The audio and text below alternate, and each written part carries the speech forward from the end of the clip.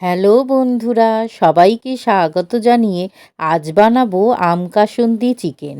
দারুণ সুন্দর খেতে হয়। তো চলো শুরু করা যাক। প্রথমে একটা আম খোলা ছাড়িয়ে অর্ধেক করে কেটে ধুয়ে নিয়েছি।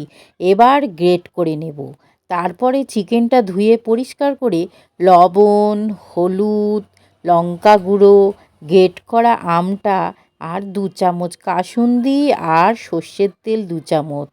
এবার সব কিছু একসাথে ভালো করে মাখিয়ে 1 ঘন্টা রেস্টে রাখবো।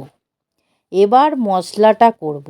মিক্সির জারে হাফের একটু বেশি আদা, ঝাল অনুসারে কাঁচা লঙ্কা আর 12-14টার মতো রসুন সামান্য জল দিয়ে বেটে নেব।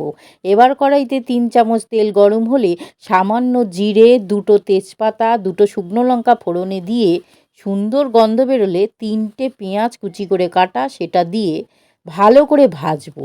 ভালো করে ভাজা হলে আদা, রসুন, লঙ্কা বাটাটা দেব। আর পরিমাণ মতন লবণ, 1 চামচ করে ধনে জিরে, সামান্য লঙ্কা গুঁড়ো দিয়ে কষিয়ে চিকেনটা ঢেলে দেব। এবার বারে বারে ঢাকা দিয়ে দিয়ে কষাবো।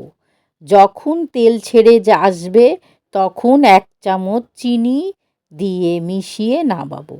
বন্ধুরা, এত দারুণ টেস্ট হয় বলে বোঝানো যাবে না।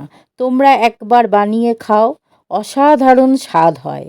ভালো লাগলে পাশে থেকো বন্ধুরা।